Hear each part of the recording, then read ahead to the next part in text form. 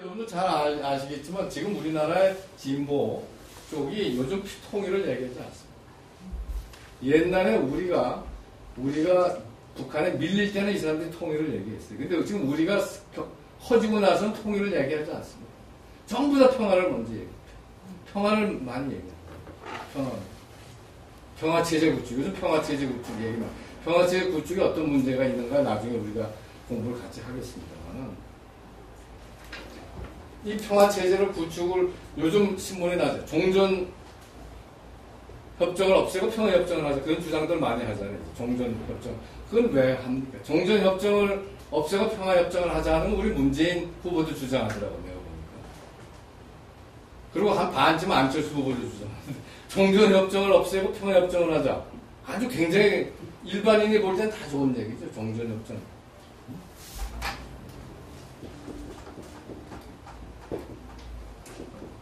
6.25 직후에 전쟁을 끝내자는 협정인데 이거 가지고 되느냐? 평화협정을 하지. 그래서 평화체제를 구축하자. 평화체제 구축하자. 이렇게 주장하면 남북이 평화체제 구축하자면 아주 좋. 이런 주장을 요즘 많은 사람들이 합니다. 진보 쪽 학자들이나 정당에서도 하고 합니다. 근데 이 주장은 언제 나온 줄 아세요? 1956년에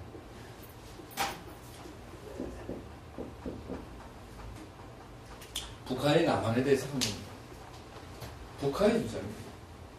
그리고 그 다음에 1974년에는 미국과 하자고 했어요. 평화협정.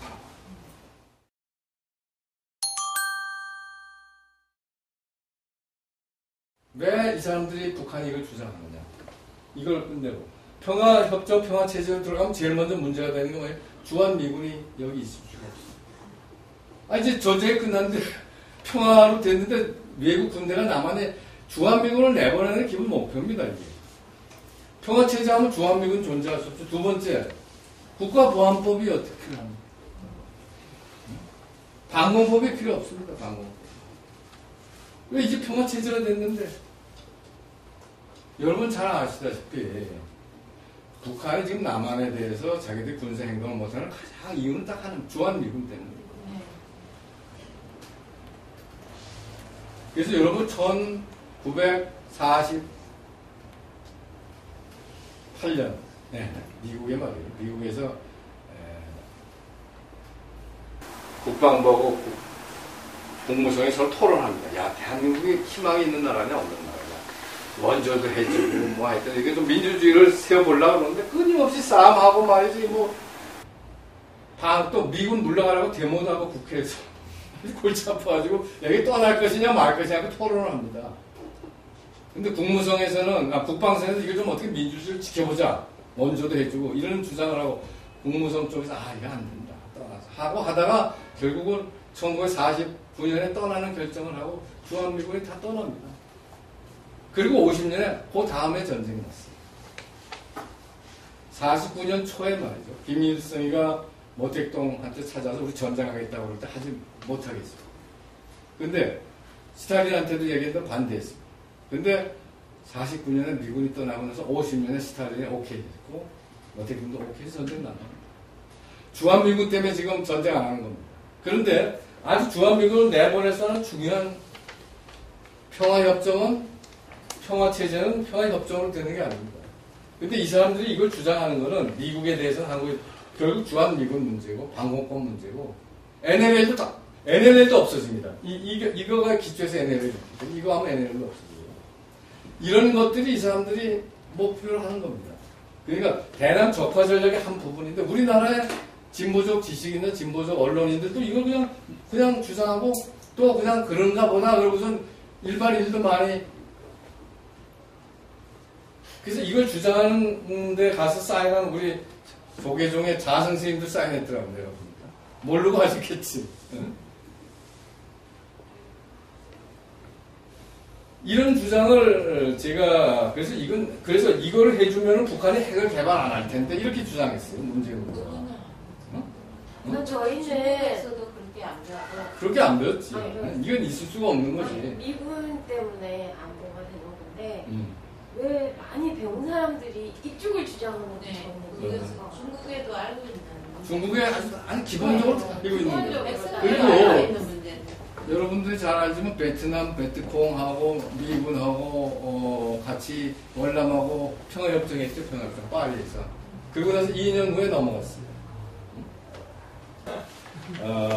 평화통일론도 평화통일은 올바른 얘기지만 평화통일을 우리가 전쟁을 통해서 통일하겠다는 건 아니지만 중국, 요번에 국제회의 같은 중국에 있는 친구가 니들 이거 계속 주장하는 통일 못합니다. 통일 못.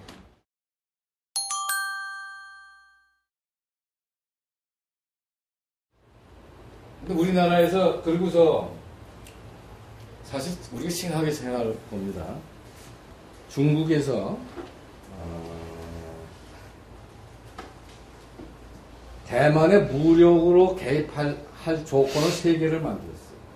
보통 때는 평화적으로 한다. 그러나 다음 같은 경우에는 무력을 쓰겠다고 하는 걸 공개적으로 했습니다. 우리는 평화통일을 원칙으로 하죠. 평화통일을 포기하고 실력을 행사하겠다고 하는 것을 우리도 생각해 봐야 됩니다. 그런데 이 중국에서 대만에 무력을 쓸 수 있는 3가지 경우 중에 하나가 뭐냐면 대만이 독립을 선언할 때.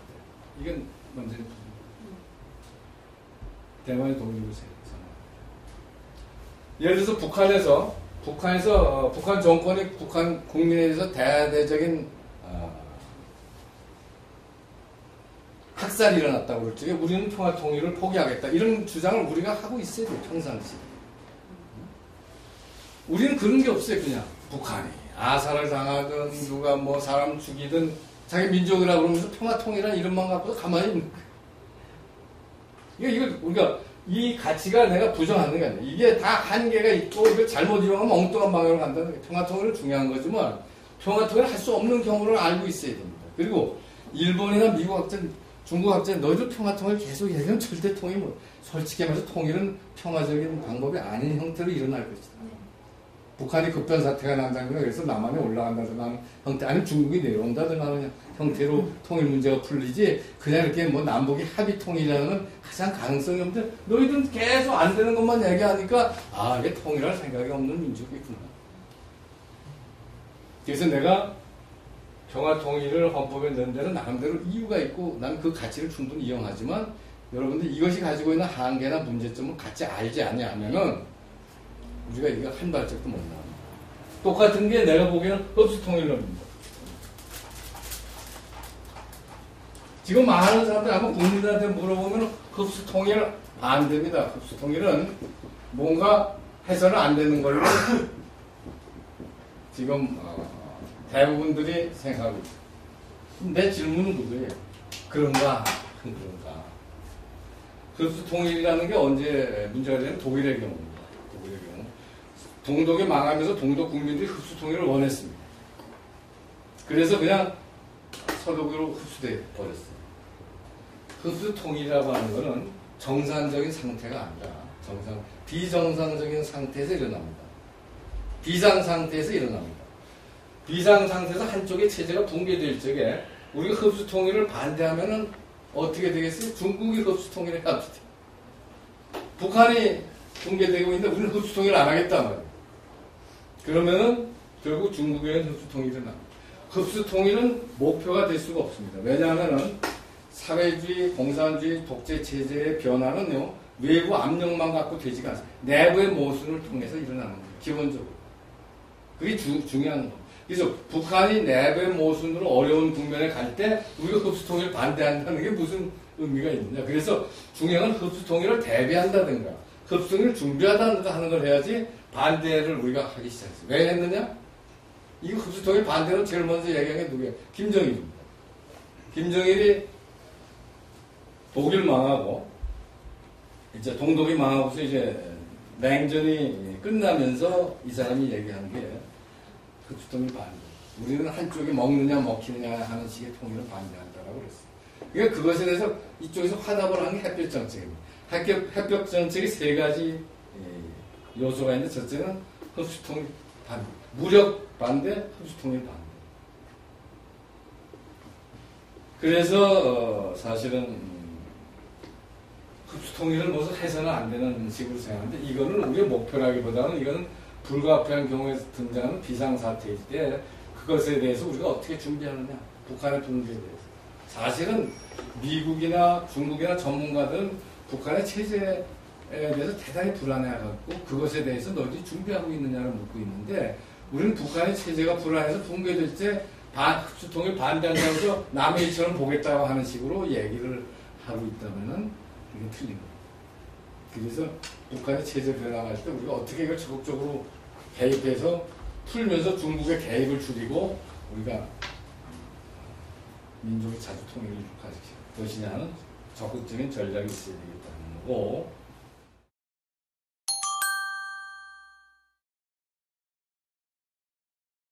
우리 사회에 또 잘못된 게 중도 통일론이 있습니다.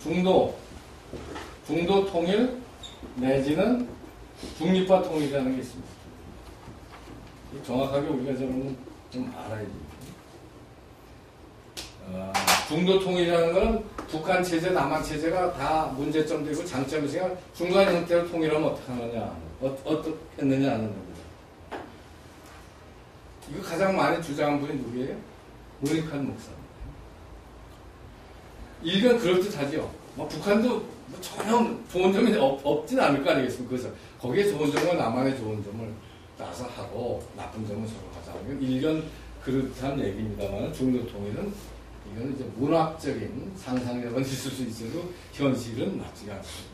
현실에 여러분 자유와 노예, 자유인과 노예 사이에 중도는 없습니다. 자유민주주의와 수령독재 사이에 중간이 없습니다. 그래서 중도 통일은 있을 수가 없습니다.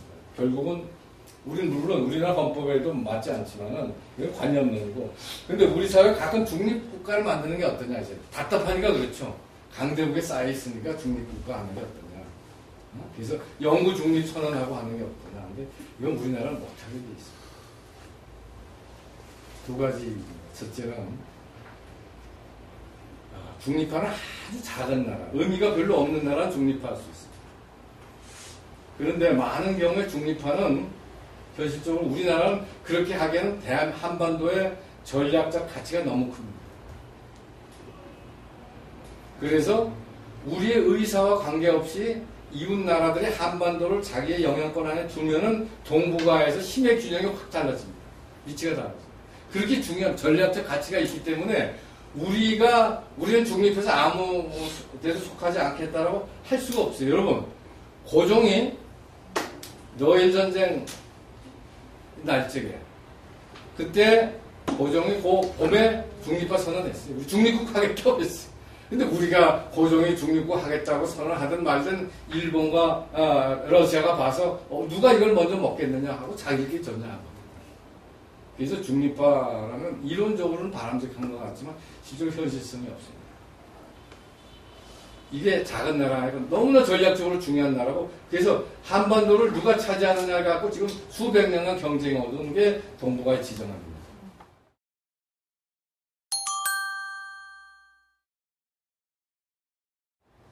그래서 우리가 그렇게 자유스럽게 그 다음 하나 더 중요한 게 있습니다. 요것만 내가 말씀드릴 건데 이게 대단히 중요합니다. 뭐냐면은 중립화를 하려면 동맹을 포기해야 됩니다. 그렇죠? 중립화하는데 어느 한쪽과 동맹할 수 없지 않습니까? 근데 대한민국은 동맹을 포기할 수가 없는 나라입니다. 왜 그런가 잘 생각해 보세요. 이건 대한민국이 앞으로 운명적으로 여러분들이 고민해야 될 아주 큰 문제가 하나 있습니다. 그건 통일 후에도 마찬가지입니다. 여러분 한번 생각을 해보세요. 뭐냐면은 통일 후를 생각해봅시다. 압록강에 한국군과 중국군이 서로 마주한다고 합시다. 그럼 때가 당연히 오지 않겠습니까? 그럴 적에 우리가 중국과 좋은 관계를 맺을 때는 아무 문제가 없죠. 만일 서로 이해관계가 충돌하게 될 때 우리는 무엇을 가지고 우리의 국가의 자존과 국방과 국민의 생명과 재산을 지킬까를 생각을 해봅시다. 이게 굉장히 심각한 문제입니다.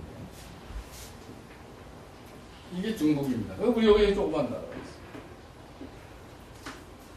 있어요. 이 갭을 어떻게 하겠느냐? 이게 이제 큰 문제입니다.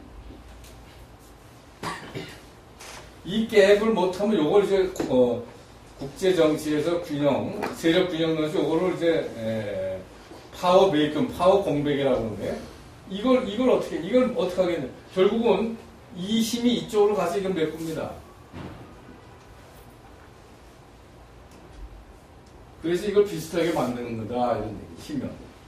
이게 이제 세력 균형론이고, 이게 역사인데, 우리가 이런 상황 속에서, 이 대한민국을 끌어갈 지도자는 국민이 잘 생각해 봐야 돼요. 우리는 거대 국가 옆에 있습니다. 두 나라가 잘 지낼 때는 문제가 없는데, 이해관계에 대립이 생길 때 무엇으로 이 갭을 메꿀 것이냐. 여기 좀 떨어지는데 일본이 있습니다. 이거를 메꾸기 위해서 우리가 들어온 것이 동맹입니다. 그리고 다행히 동맹은 이 여기서 있는 큰 나라에서 이게 일부를 대다가 여기 막 메꾸고 있는 거예요. 그런데 이게 중국이고 이게 미국인데 우리는 미국과 중국이 똑같은 나라가 아닌데 우리나라한테 가지는 의미가 크게 다릅니다. 뭐냐면은 중국은 우리나라에 대해서 두 가지 이해관계가 있습니다. 하나는 전략적 이해관계가 있습니다. 전략적 이익이 있습니다. 한국과의 관계를 좋게 한다든가 한국을 자기 영향권 안에 들었으면 좋겠다는 게 전략적 이익이면 또 하나는 영토적 이익이 있습니다. 영토적으로도 한국을 병합하면 이익이 된다 하는 얘기예요. 전략적으로도 그냥 영토는 안 먹고 한국을 자기 영향권 안에 두면 이익이 되고 그런 이익도 있지만 동시에 영토적 이익이 있는 게 중국인데 미국은 전략적 이익만 있습니다. 미국은 한국에 영토적 이익이 없습니다.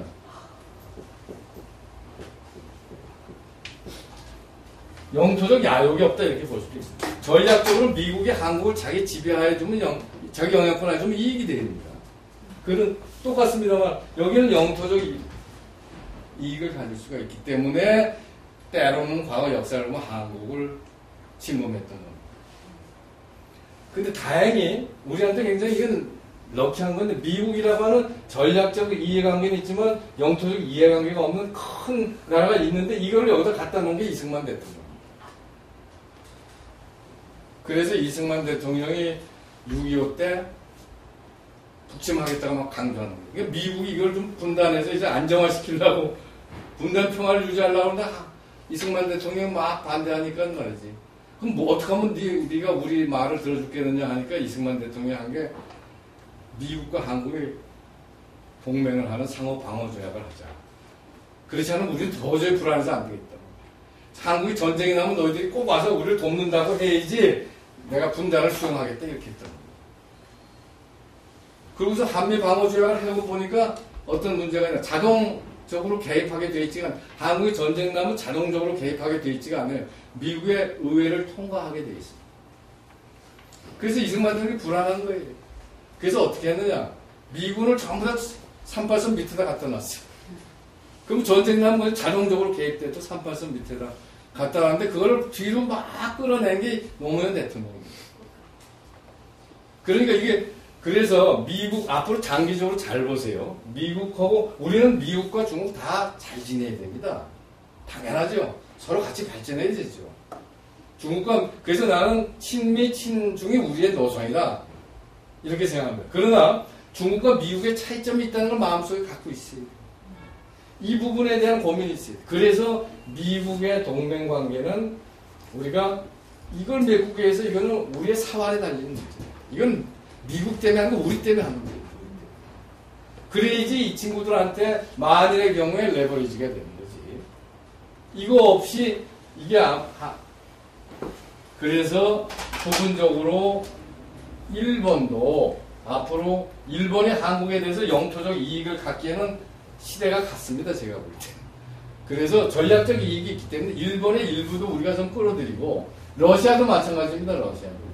러시아도 옛날에는 영토적 이익이 있을 거고 일본도 마찬가지고 지금은 한반도에서 전략적 이익밖에 없습니다. 그래서 러시아도 끌어들이고 그래서 러시아, 일본, 미국과 동맹관계하고 일본과 러시아는 상호 협력 관계를 만들어서 이 부분은 메꿔놔야지 우리가 중국과 설리는 관계를 유지할 수 있습니다.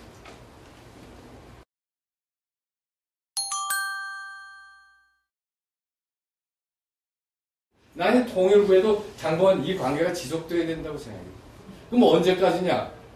언제까지? 이게 또 우리의 고민이죠. 언제까지냐면 제가 보기에는 이때까지 해야 돼요. 이때는 뭐냐면 여러분 유럽을 보세요. 유럽이 지난 100년간 세계대전 2번 하고